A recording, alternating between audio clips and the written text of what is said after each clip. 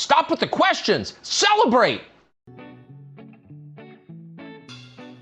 And then they say, is Donald Trump an intellectual? Trust me, I'm like a smart person.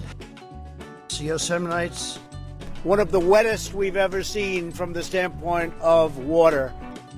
Mike Lindell's a conspiracy. But you haven't. Person, woman, man, camera, TV.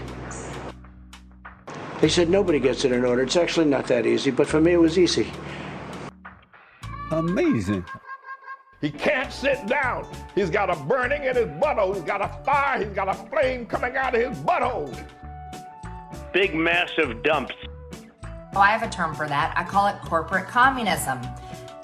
Somebody sent me a thing this morning where they're talking about putting the vaccine into salad dressing.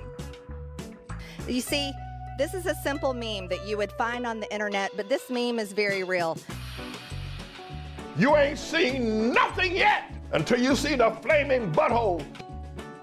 Putting us on our knees to China.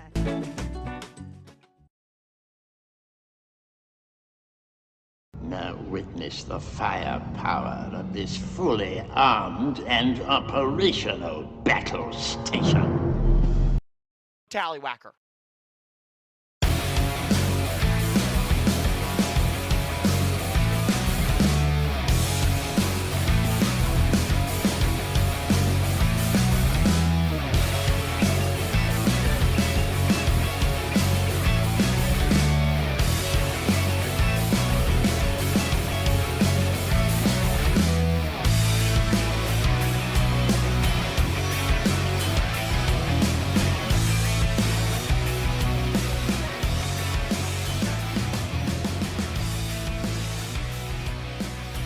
Around the nation,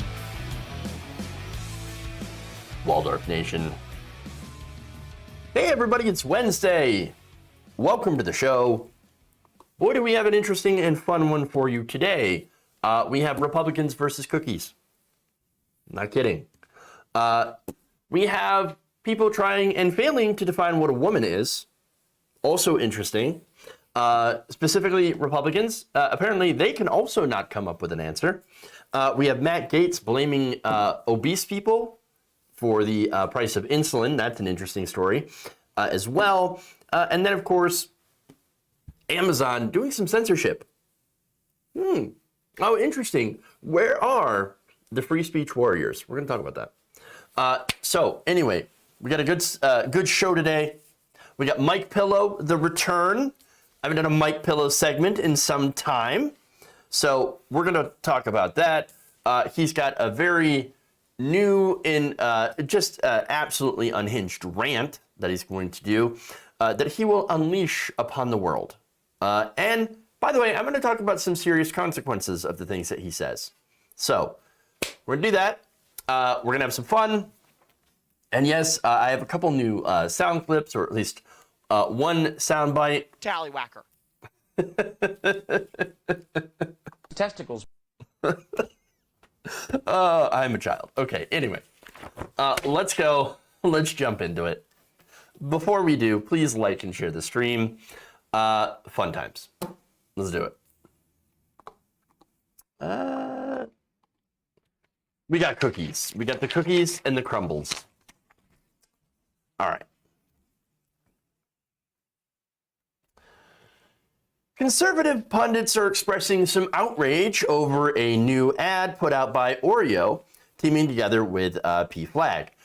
So now it's basically, I'm not going to show the video. It's like a short 2-minute film about somebody coming after their family. Very heartwarming, wonderful stuff.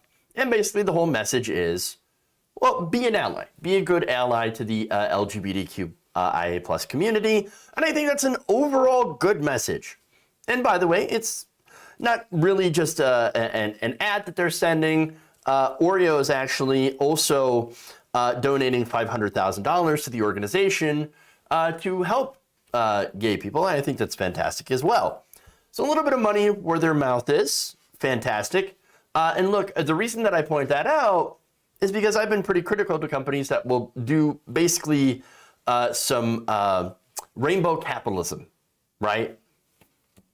they'll put out a nice little message like Black Lives Matter or we support trans people, trans rights are human rights, and then they'll donate to some of the worst people in the world, in the country, that oppose same-sex marriage, that oppose trans rights. And so you really have to watch, right? And of course, the reason that they donate to these politicians is why? Well, we know it's tax cuts and deregulation. It's very, quote unquote, pro-business, right? So now Oreo, as far as as far as I could tell, Oreo hasn't been doing that. And so I think that's notable. Oreo, of course, has had other issues, labor issues, outsourcing issues, and all of that, of course, is important to point out as well. And so that said, on the issue of LGBTQ plus rights, well, Oreo seems to be actually doing a pretty good job. And they've been, of course, doing pro-LGBTQ stuff since like 2012, at least. So that's good. That's very good. Now, other companies like Walmart, Amazon, and McDonald's, well, those are the people who have done that rainbow capitalism and have donated to members of Congress who voted against the Equality Act. According to Business Insider, Comcast, UPS, and AT&T have also each donated over $2 million to anti-gay politicians, according to Forbes. So there you go. Now, as far as I know, Oreo, consistent with their support. That said, let's go to Oreo senior brand manager Olympia Portal saying, and this was an interview with Fast Company, saying the note, which is what the short 2-minute video is called, is not Oreo's story.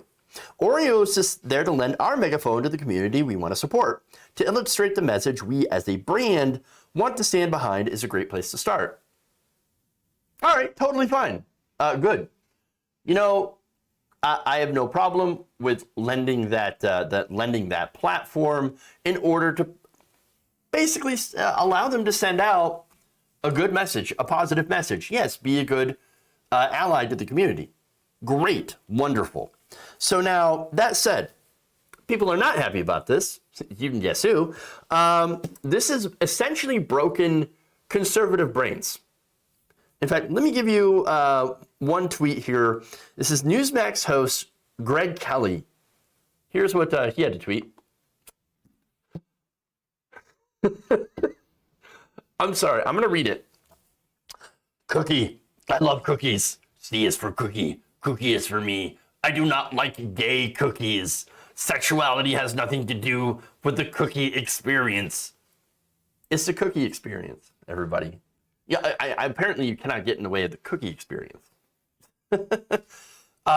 Cookies are for all. Basically, cookies are asexual. Are you ascribing sexuality to a cookie? I thought you just said they weren't sexual. Asexual is a thing, by the way. Why is the woke left messing around with Oreos? Stop the insanity. Great. Fun. Unhinged. Unhinged. I mean, come on.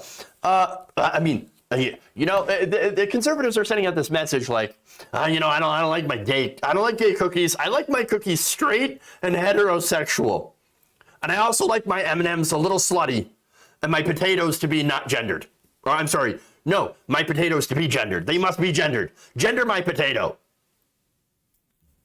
What? What? I don't understand. Okay, so here's the thing. I don't think gay people have been asking for gendered cookies or not, or any of this stuff, right? You know what members of the LGBTQ plus community are actually asking for? To be left alone. That's it. For Republicans to stop targeting them and attacking them and trying to take away their rights as human beings. Yes, that's what the community wants. That's the whole gay trans agenda, is for people to let them live their lives. That's it. And understand, like, okay, Republicans though think, no. They want gay cookies. They want everything gay. I kid you not. They do believe crazy stuff. I don't like them putting chemicals in the water that turn the friggin' frogs gay. That's what they think. That's what they think. It's total, complete and utter insanity. I mean, okay, but anyway, look, these gestures from Oreo, they're nice, and I do think representation matters and is important, but really the focus needs to be on Congress passing rights and protections for these communities. And look, we've seen hundreds of anti-gay bills, anti-trans bills being sent through red states all over the country.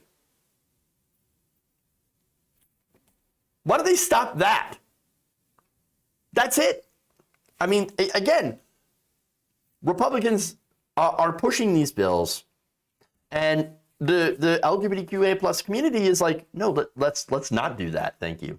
Really appreciate it. If you didn't like come after my life and me for basically no reason, because again, being gay and trans doesn't hurt anyone else. It just doesn't hurt anyone. But anyway, there's more. More freak out. Lila Rose, the founder of the movement dedicated to ending abortion, said she told Oreo to, quote, stop sexualizing children. What? A weird, I mean, what are you talking about? Who's sexualizing children?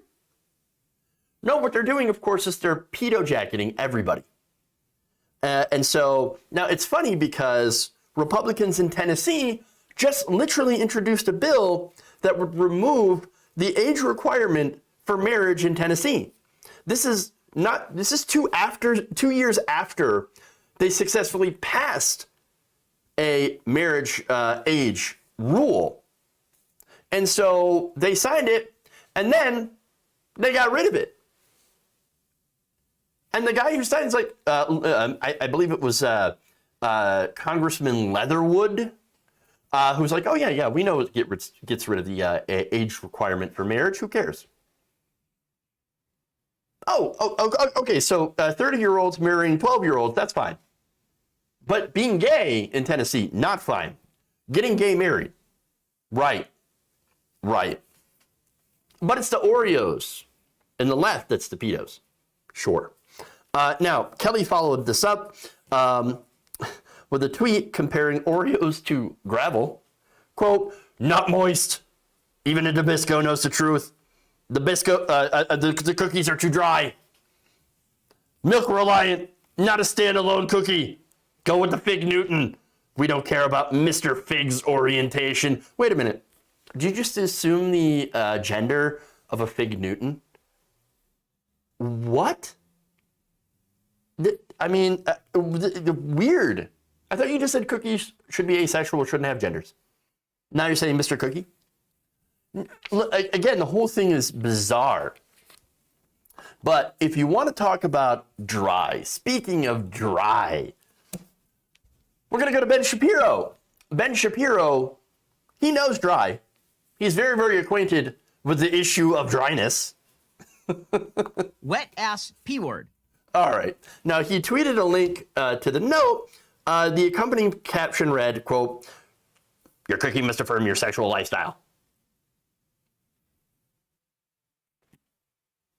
No.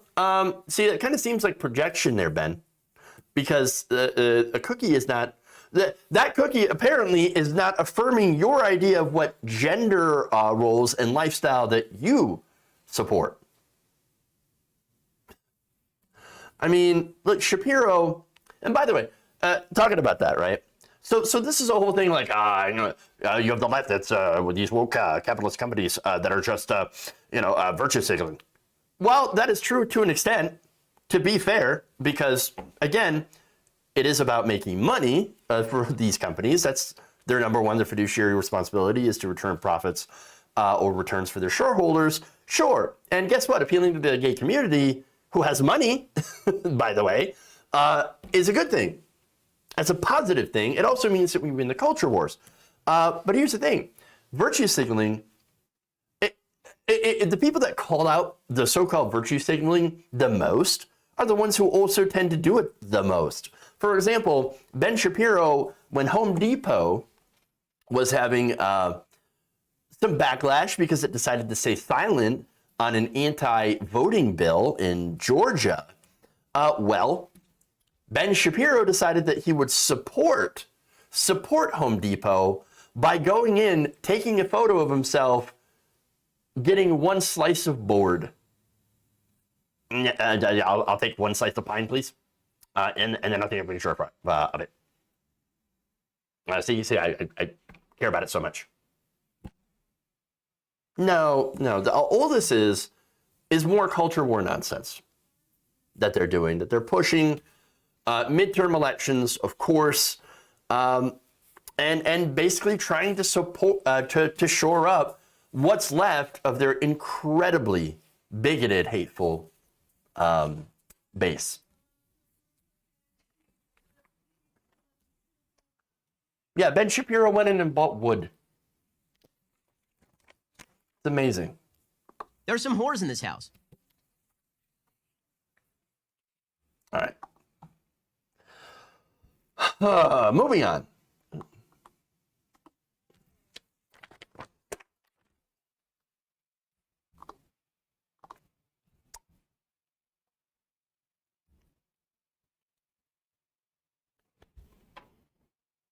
The Republicans have been furiously targeting transgender women in order to gin up the culture wars. Recently, of course, you had Marsha Blackburn asking Supreme Court nominee Ketanji Brown Jackson what her definition of a woman is. She decided not to answer that, to leave that to the biologist, and simply say, "I consider myself a woman." Well, that's a pretty good answer on that. Nonetheless, this has led to Republicans then trying to define what a woman is. And by the way, here is just a couple of them: Marjorie Taylor Greene and Madison Cawthorn. I'm going to tell you right now, what is a woman? This is an easy answer. We're a creation of God.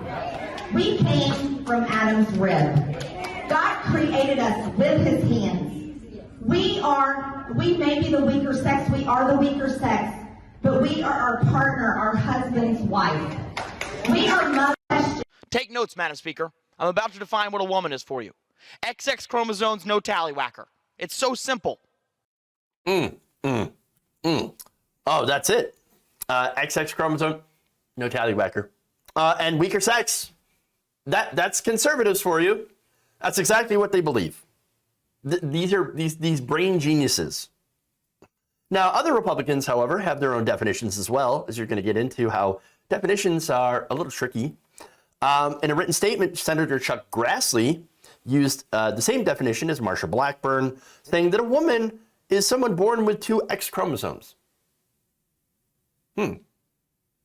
Okay, but there are women that are born with only one X chromosome. They have something called Turner syndrome. Are they not considered women?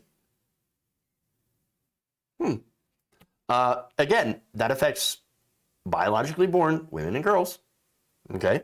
Now, hey, by the way, there's also a situation where there are biologically born men, boys, who were born with two X chromosomes. This is Klinefelter syndrome, and it's a genetic condition that results when a boy is born with an extra copy of the X chromosomes. Klinefelter syndrome is a genetic condition affecting males, and it often is not diagnosed until adulthood. So, okay, more Republicans decided to weigh in. Senator Tom Tillis said this: "Well, I have a more traditional view of what a woman is." Oh, okay. Well, what is it? My wife. Okay. Senator Lindsey Graham, he said a woman is simply someone who is biologically a woman, adding that he thinks that most Americans can figure out who is a woman and who is a man. It is kind of funny because not everybody can figure that out by appearances, honestly. Unless you're doing literal genital inspections, which, by the way, this is an idea that Republicans have floated before. which is gross. Yeah, let's do genital inspections so that you can use the bathroom. Disgusting. How about we not do that? Thanks. There's more. Lindsey Graham says, oh, the birds and the bees stuff. It's been a while, but I think I remember the general gist of the differences. To have a hard time answering that question is kind of odd to me. Okay, that's Lindsey Graham. Senator Mike Lee shouted his definition of a woman before jumping into a Senate elevator, saying, an adult female of the human species. Okay. Senator Ted Cruz, when asked, immediately answered that a woman isn't an adult female human. Okay, so that's a similar answer there. Sure. He denied that he had looked it up in a dictionary. I didn't have to look that up. No, what are you talking about? I just happen to speak English, he said, adding a Homo sapien with 2 X chromosomes. Senator Josh Hawley, however, had probably one of the worst answers here. And here is what he said, quote, someone who can give birth to a child, a mother, is a woman. Someone who has a uterus is a woman. It doesn't seem that complicated to me. But here's the thing, not every biological female can give birth. What about women that have gone over and had menopause? They can no longer get pregnant or give birth. Are they no longer a woman? I mean, there are people with fertility issues, polycystic ovarian syndrome, that can have very difficult time conceiving, getting pregnant, or maybe not even get pregnant at all. And by the way, people with women with PCOS generally have more testosterone than females without PCOS. And there is some impacts of that. Then again, you have females who have had hysterectomies. And so now the reporter had asked Hawley, hey, if that's the case, if they no longer have their uterus, well, do you still consider them a woman? His answer, I don't know. Would they? Yes, they are women. They are women. So look, a couple things about this, right? This shows that number one, they don't really know, but they think that they know. And B, and this is more important, and because it kind of goes into their ideology, right? Their definition really only has to do with the woman's role in procreation. All they care about is getting them eggs. That's it. Give me the precious eggs. I must have the egg-bearing female so that I can make more babies. They have this weirdo focus on basically turning women into baby factories. That's really all it is. And it goes back to what they perceive as a woman's entire role. Her entire existence is predicated only around babies and motherhood. That's really all that's all they think of a woman, her entire role. Breeders. That's what it is, breeders. Again, Marjorie Taylor Greene, going back to her, right? Says women are the weaker sex and that, they're inferior to men, made from Adam's rib, and we're only made to be mothers and partners, nothing else. So no individuals with their own self-worth. If you're a Republican woman, this is how they view you. This is what they think of you. And if you might even think about this about yourself. You might even think, yes, you're absolutely right. I am nothing more than a womb. I am just a walking womb. And my only purpose is to give birth. All right, well, if you agree with that, that's fine. That's your life, I guess, of course. Even though you don't believe that. But go ahead, serve your husband. Go make him a sandwich. And by the way, if you agree with that, well, then you better never disagree with anything that I say then. Because I'm a man, and inherently, I know better than you. That's not my rule, it's your rule. You believe that. You say that you agree that you're the member of the weaker sex, right? Well, then I guess you better follow anything a man tells you. This is the kind of weirdo sickness that they believe in. I don't believe in that. Those aren't my rules. I don't believe in the concept of a weaker sex. Men and women have differences, and they have strengths. That's it. Again, back to Holly, right? Asked again later if he would consider a woman to still be a woman if she had lost her reproductive organs to say something like cancer. Holly said this, quote, I mean, a woman has a vagina, right? No, not always. No. There are women, yes, there are women who don't actually have vaginas. It's called vaginal agenesis. Now, that condition, by the way, there's also Meyer-Rokitansky-Kuster-Hauser syndrome. All right. Now, this condition causes the vagina and the uterus to be either underdeveloped or absent, although external genitalia are normal. Now, weird. So yeah, it turns out that you can also not have a vagina and still be a woman. So, I mean, come on. It really turns out that they cannot define women in general. And so what they do is they make up their own definitions. Those definitions only include biologically born females that can have children. Anything else, anyone else, they do not consider to be a woman. And again, it shows you, it proves to you their priorities. And guess what? Their priorities are trying to, they're trying to block transgender people from existing. That's really all it is. Now, of course, in reality, scientists, they agree that there is no sufficient way to clearly define what makes someone a woman. And with billions of women on the planet, they point out to how that there is so much different variation between women. And so now an example here is Rebecca Jordan Young, who is a scientist and gender studies scholar at Barnard College. Here's what she said. There isn't one single biological answer to the definition of a woman. There's not even a singular biological answer to the question of what is a female. There are at least 6 different biological markers of sex in the body. Genitals, chromosomes, gonads, internal reproductive structures, hormone ratios, and secondary sex characteristics.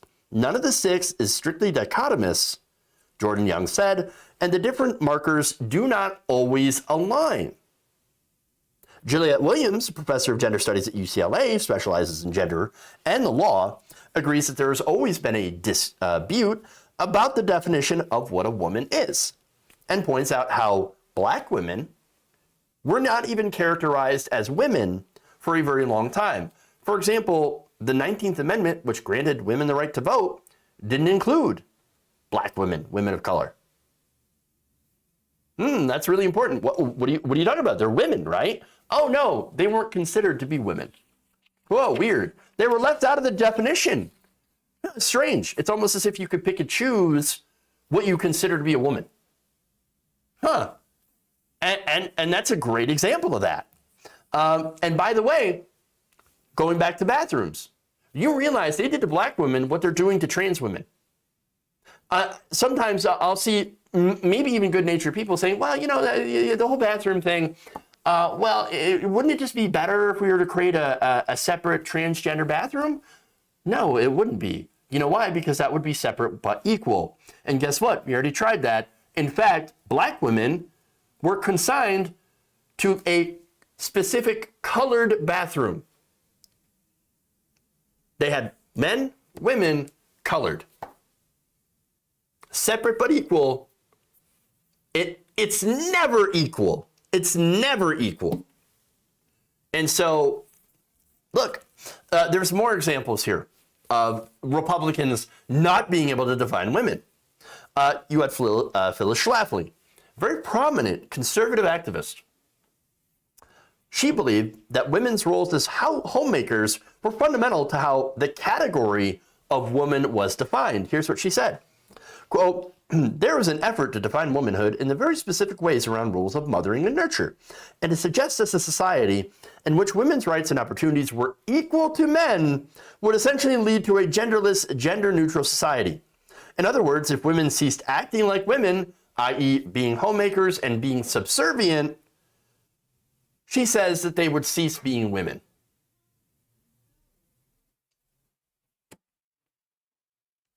That's what they believe in. That's their roles for women. Understand. So they look at a trans woman and say, well, you couldn't possibly be a woman because you don't know your place.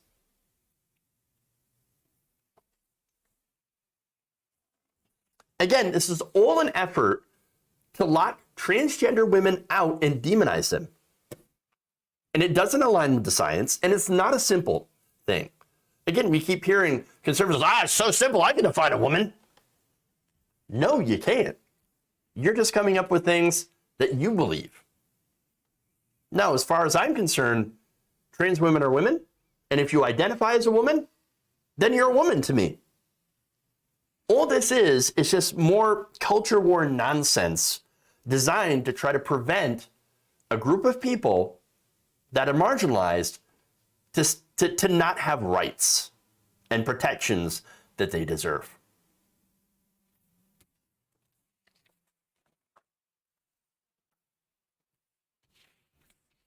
All right. Let's move on. We're going to go to Mike Pillow.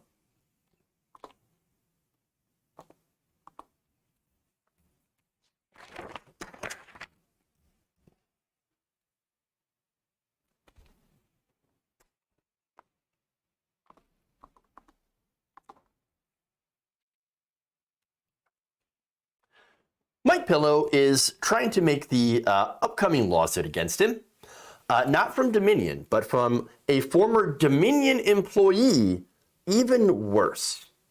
Which means it's time for another episode of Pillow Talk. God gave me this platform. I already know I'm going to win. China did our vote. Biden and Harris would say, hey, we're here to protect the country, and resign. Mike Lindell's a conspiracy. But you haven't. Just forget about the evidence. This was attacked.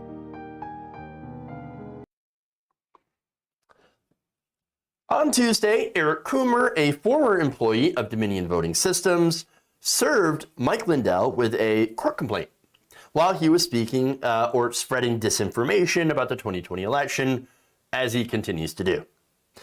Now, he was not happy about this, and so on Wednesday, Lindell went on just a hardcore rant about Eric Coomer, and so, well, what comes next, what you're going to see next, is some classic Lindell ranting. Take a look. Eric Coomer, you are a criminal. Eric Coomer, your lawyers better look out. I'm not putting up with this.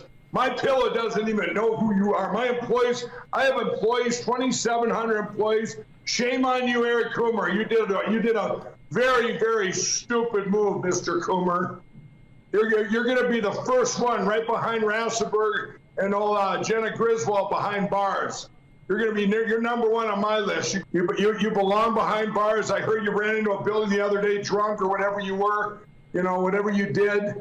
Allegedly, I'll say that to the lawyers so I don't allegedly accuse you of something you haven't done, but I will accuse you of this.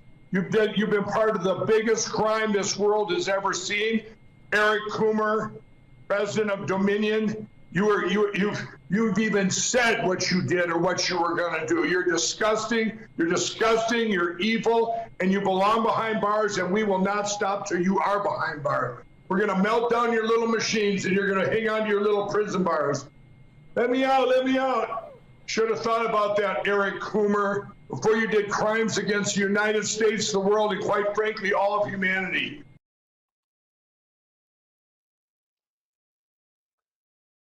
Look, this is what someone who is no longer in possession of their sanity looks and sounds like.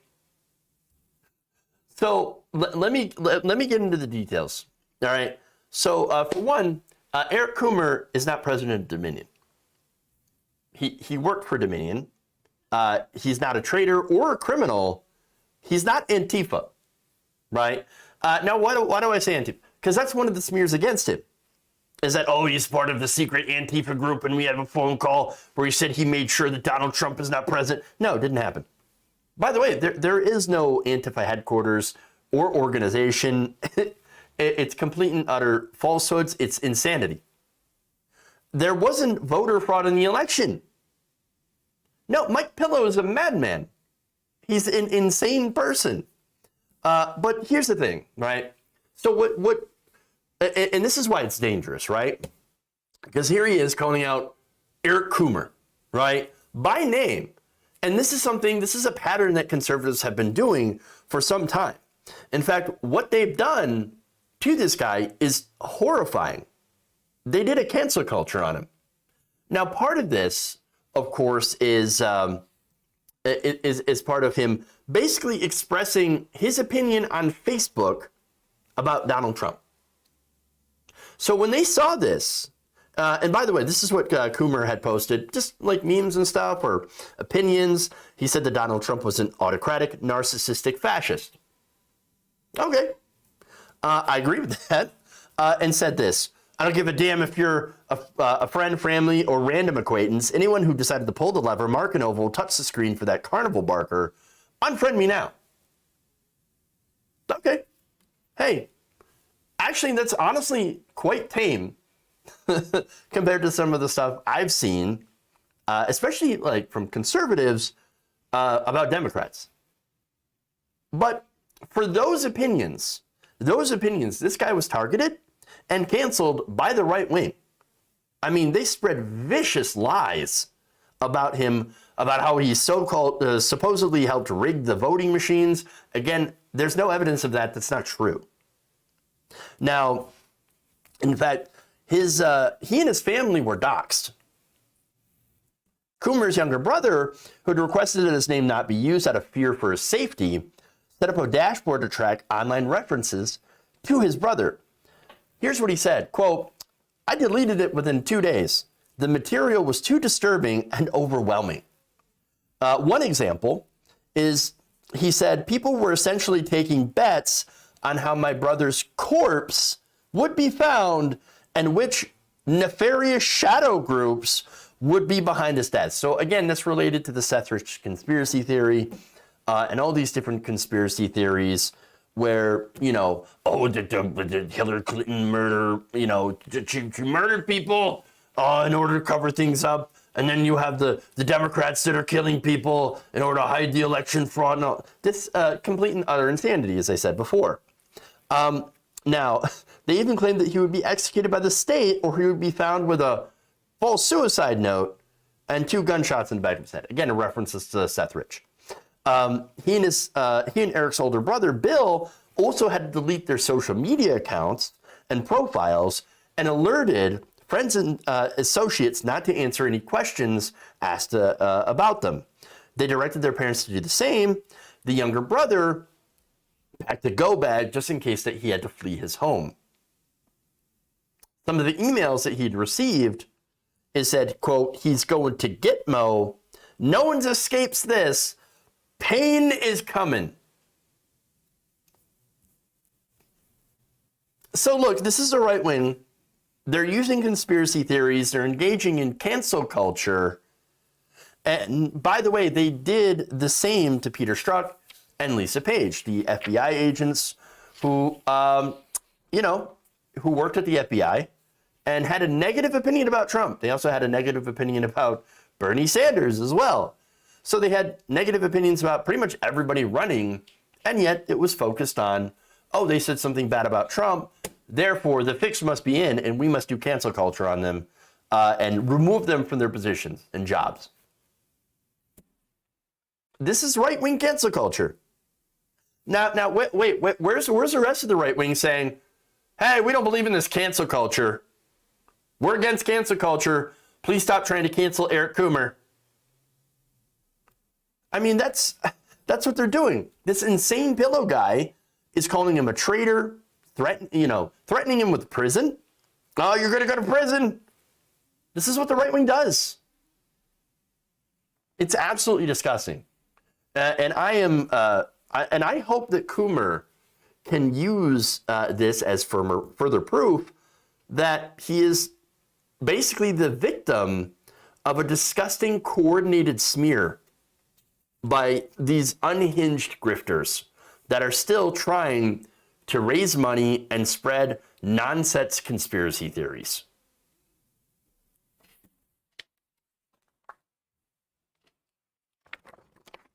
All right. Moving on.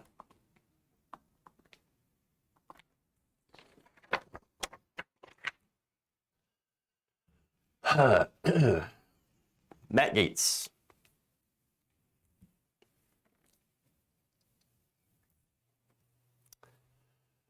The Democratic-controlled House of Representatives just passed a bill to cap the price of insulin to $35 a month. So this is part of a promise to tackle the high price of prescription drugs. Now, this is a problem that both parties had promised to work on. Trump even did his own attempt at lowering the price of prescription drugs, which, again, wasn't very effective. And this, I have my own criticism of this specific provision, which I don't think goes far enough. And yet, yes, it's one drug. It is only one drug. It should be all prescription drugs that should have some sort of cap on them, or allow Medicare to negotiate prescription drug prices. Hey, this is at least something that everybody can agree on, right? Be it Democrats or Republicans, I think we're all pretty angry about the greed in the pharmaceutical industry. And so, yes, we should do something about it, right? Now, the voters, while Democrats and Republican voters both agree that Congress should do something about the high price of prescription drugs, the party itself does not agree. In fact, only about 12 House Republicans voted in favor of this bill. And, of course, it appears that it will die in the Senate. Among those voting no was Representative Matt Gaetz. So Matt Gaetz basically said that if you're fat, you're the reason that insulin costs so much. And that's why we shouldn't help you at all. I'm not kidding. Let me read you some of Matt Gaetz' statement. In his newsletter on Friday, Gaetz told his constituents that he opposed the bill because fat people, not big pharma, are responsible for driving up the costs. He suggested that type 2 diabetes, which is often linked to obesity, could be cured if people would only work out more and lose some weight, at which point they wouldn't need the insulin anymore, and the drug costs would fall without COVID intervention.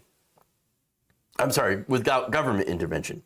Gaetz wrote this: while Democrat posturing of H.R. 6833 victimizes insulin payees as people with an uncontrollable disease that are being taken advantage of and need Big Brother to throw them a raft, lifestyle changes en masse would expeditiously lower demand and the subsequent prices of insulin. He said 90 to 95% of people with diabetes have type 2 diabetes, which can be prevented or delayed with healthy lifestyle changes. Note that he said delayed. Such as losing weight, eating healthy food, and being active. Arbitrary price controls are no substitute for individual weight control. So what this guy is saying, Matt Gaetz is out there saying, hey, we're not going to help you at all. We shouldn't have to help you. We're the government, right? We're supposed to represent you and we're supposed to help you, but we don't care about you. I don't care if the drug companies rip you off. No. Go jump on a treadmill, fatty. That's your problem, not mine. A disgusting person, right? Now, he continues. Since 2000, the number of diabetes cases in the U.S. has nearly doubled. The demand for insulin has increased, and the requisite price increase has followed suit. You can easily make insulin, and you can make it incredibly cheaply. No, what happened is that, yes, demand did go up, and pharmaceutical executives said, ooh, let's jack up the price.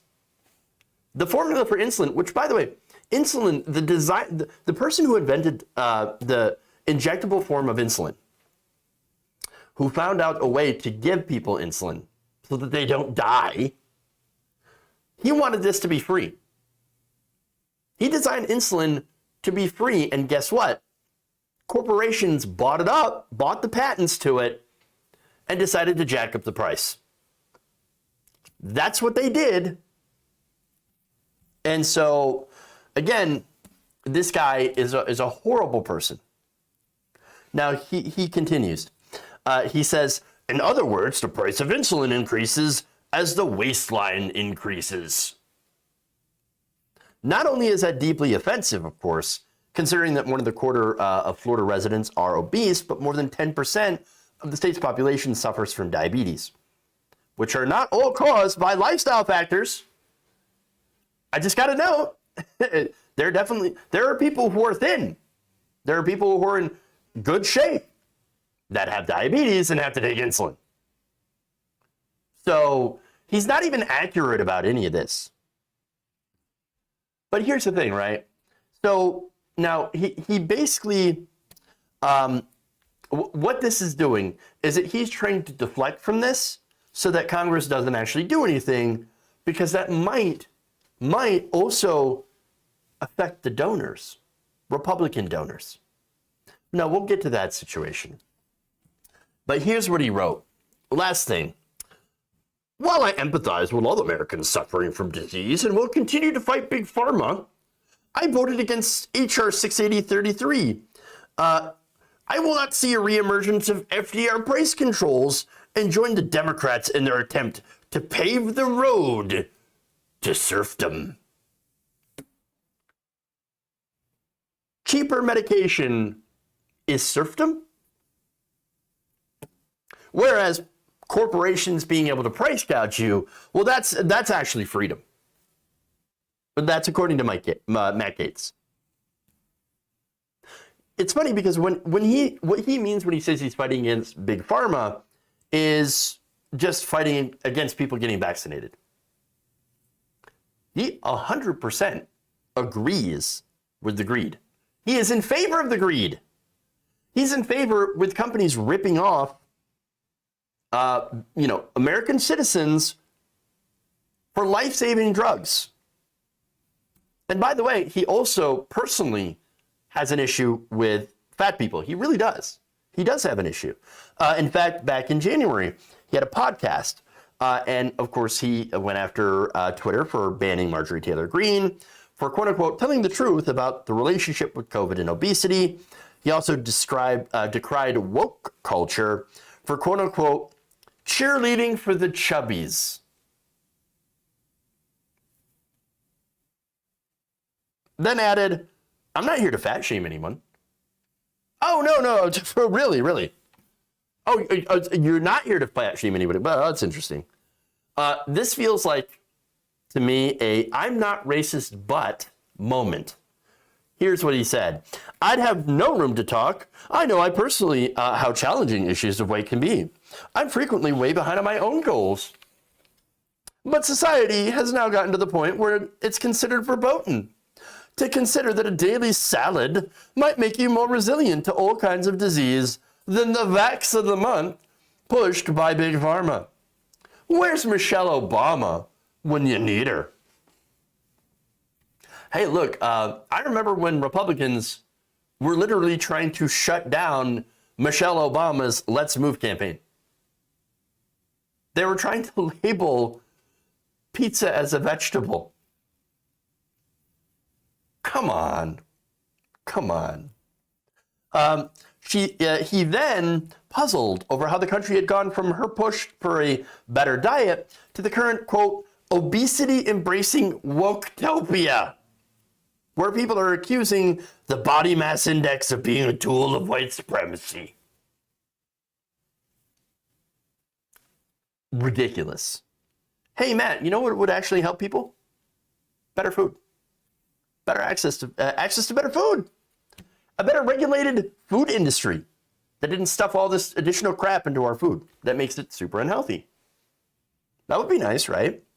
Or how about dealing with the fact that average people are so overworked and underpaid that many simply cannot afford healthy options, or if they can, well, they don't always have personal time to cook that stuff. Between jobs, family obligations, rest, etc. And by the way, I don't speak for everybody. I know that there are some very high energy people who are able to do all that stuff. That's wonderful. That's great. I'm glad that you're able to do that. Kudos to them, right? But obviously, there's a big problem with access to healthy, fresh food, as well as healthcare, especially for people who are poor and working class. I think if everybody had healthcare, universal healthcare, then they could get preventative care, checkups, health advice, mental health care. Look, and by the way, mental health care is important because that can help people deal with eating disorders. That could make people, again, get into very unhealthy weights.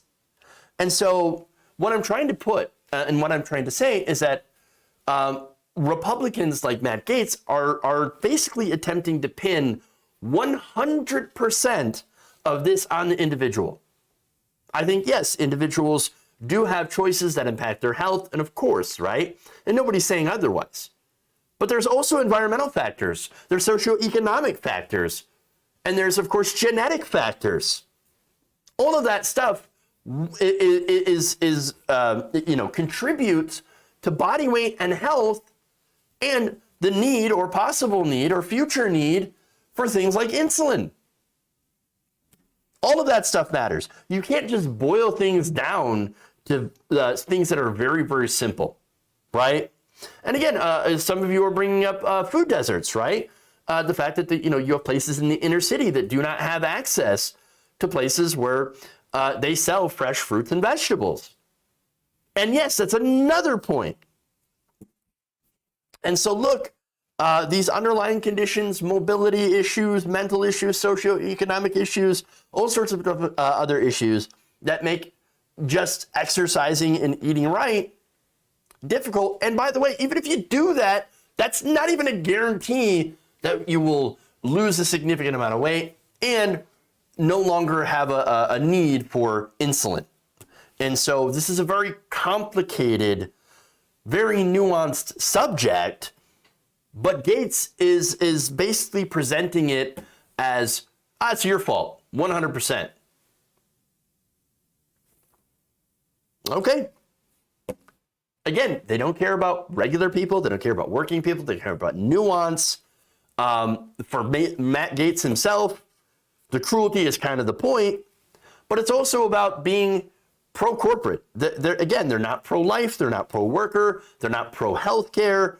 They're all about putting all the responsibility onto you, regardless of any of the circumstances, and even better for them if they defend corporations while doing it. Matt Gaetz, by the way, has gotten a lot of money through his career, over $200,000 in political donations from the healthcare industry, which profits, by the way, more when you have obviously have to go on prescription medications that are overly expensive because the government allows them to be overly expensive, especially comparative to where, other countries that actually do have sensible regulation and are able. Our government is not even allowed to negotiate, prices, pharmaceutical prices with the companies. They're not allowed to do that. Medicare is not allowed to do that. They passed a law protecting corporate profits. And that's exactly who Matt Gaetz represents. The companies that are there to screw you.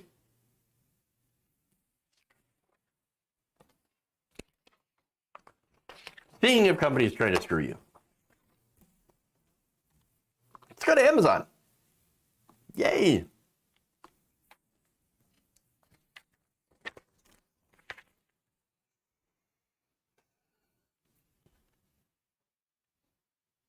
Amazon is continuing to take its union-busting tactics to the next level.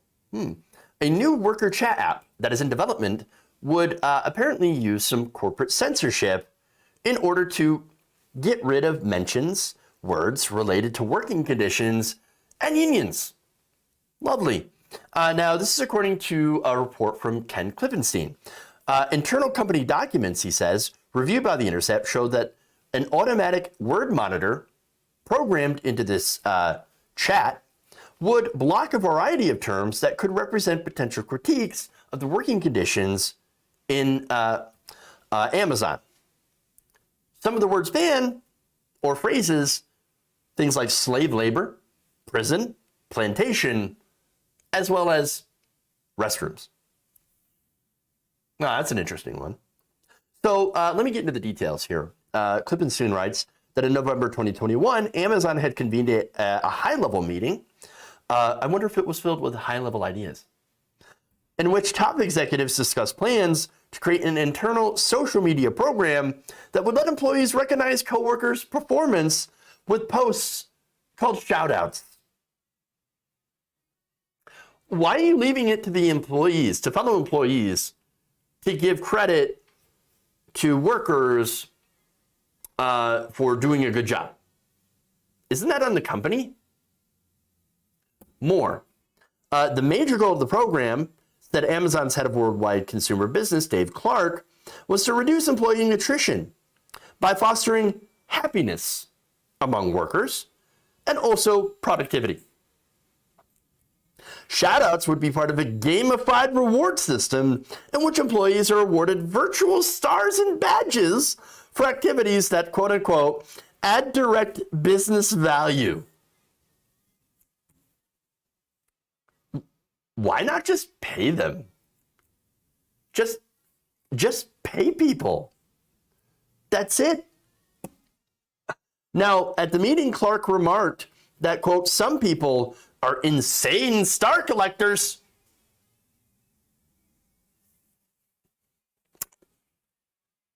Look, I don't know about you, but man, I couldn't wait for this. I mean, who doesn't want to be gamified for their work? I mean, I know that when I worked in the factory, I didn't care about my wages. Oh, no. I didn't care about wages or benefits or working conditions. No. What I wanted to be is to be paid in shout-outs and virtual stars. To then, I can go to my landlord and be like, don't worry, dog, I can pay the rent. Look at this shout-out. Look at these nice shout-outs, huh? I can pay you in that. Yeah. Do you want some virtual stars too? Ridiculous. Why not just, again, pay people? And let them use the freaking bathroom when they've got to go instead of making workers have to piss in bottles in order to meet your insane punishing quota. No. That's too much, they say. No. Let's just do censorship on the app. And make sure we gamify them. Great. Now, following the meeting, an auto bad word monitor was devised, constituting a blacklist that would flag and automatically block employees from sending a message that contains any profane or inappropriate keywords. So look, I get it to the point where you can block things like tallywhacker. Okay, sure, I get it. Okay. You want to block bad words like swear words and things like that. Okay, that's fair. I get it, right? I get it. But you're blocking the word bathroom. What? In fact, in addition to profanities, the terms include many relevant to organized labor, including union, grievance, pay raise, compensation. Other banned keywords include terms like ethics, unfair, slave, master, freedom, diversity, injustice, and fairness. Even phrases like "this is concerning" could be banned. So letting workers organize? Bad. Censorship. Corporate censorship? Good. That's according to Amazon.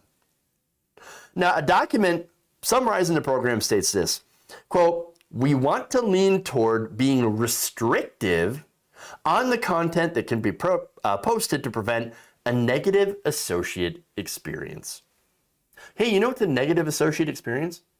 Yeah, not paying people. making them have to crap in a bag in order to, meet your insane requirements. That's a negative associate experience. Come on. But look, in addition to the automated system, managers will also have the authority to flag or suppress any shout-outs that they find inappropriate. So now, this is corporate censorship, right? So where are the free speech warriors? Where are the right-wingers, right? Where's Dave Rubin? Did he get lost? Was he, is his brain still in recovery mode from taking all these high-level ideas? Is that what happened? Dave Rubin, where are you? Ben Shapiro. Where's Ben Shapiro? Where are you? Wet ass P word. Are you gonna come to decry corporate censorship at Amazon? I'd be very surprised if they did. Where's Tim Pool? Tim Pool, where are you? Come on. Let's talk about corporate censorship. You don't like it? I don't like this. I don't like corporate censorship. Come on. You got a platform that millions of people watch. Why aren't you talking about Amazon? Why? Ridiculous, right? Now, there was an Amazon spokesperson that reached out to The Intercept. And you're going to love this because they dispute this, right? Here's what they said. If it does launch, at some point down the road, there are no plans for many of the words that you're calling out to be screened. The only kinds of words that may be screened are the ones that are offensive or harassing, which is intended to protect our team. So now here's the thing. They got busted. Busted! Look, when they got caught, obviously they had to go through and go, oh, people are on to me, right? They're on to me. They're on to us. Okay, so we're just going to have to scrap that part. What would happen if we didn't have reporting in this country? If we didn't have people like Kenny Clips and The Intercept looking into the stuff?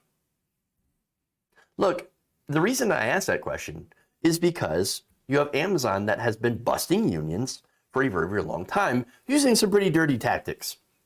Very dirty anti-labor tactics. For example, the captive audience meetings, right? Mandatory, just to go through and do anti-union talking points.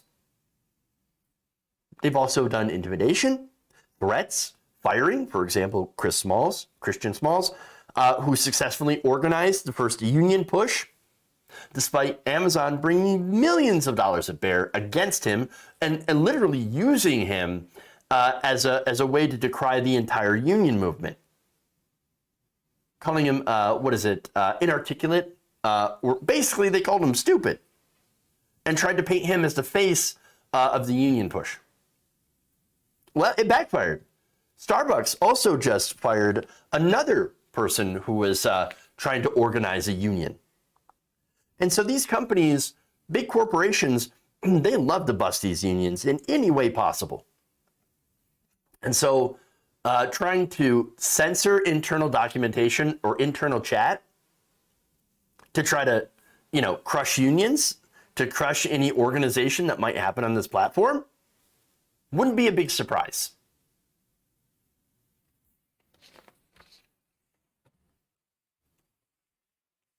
All right.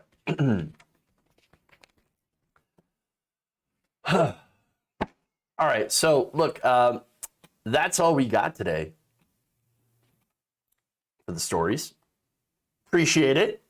Let's go and read some super chats here. And I think these are the ones. Sherry Mahone, thank you for the very kind $5. The franchise 2K, thank you for the very kind $5 as well. Thanks for the show. I try to catch live every day. Oh, that's wonderful. Thank you. Appreciate that. Fefi LaRue with a very kind $5. Thank you. And Heart Dragon says the U.S. still owns the patent. They just do not enforce it. On the insulin, I'm assuming, I'll have to look into that. As far as I know, that there are, these patent trolls that will come in. They'll buy up patents for these pharmaceutical drugs, and then they'll basically make sure that no one is able to actually, develop a generic version of this.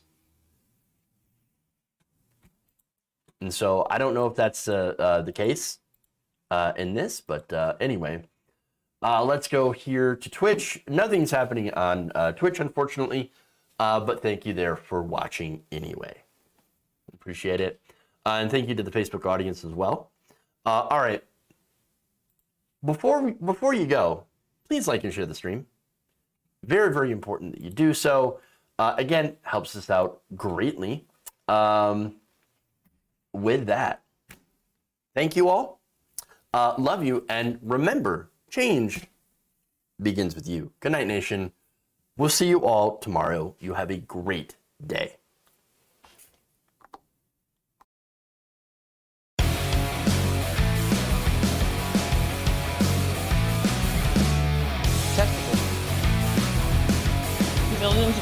Venezuela.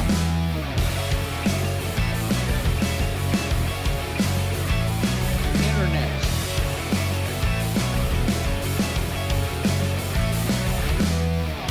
Sexual anarchy.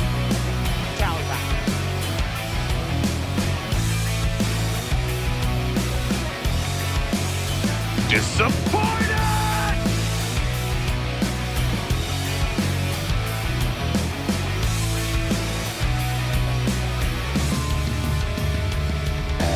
Filter. You're kicking me out the door. You're kicking me out the door.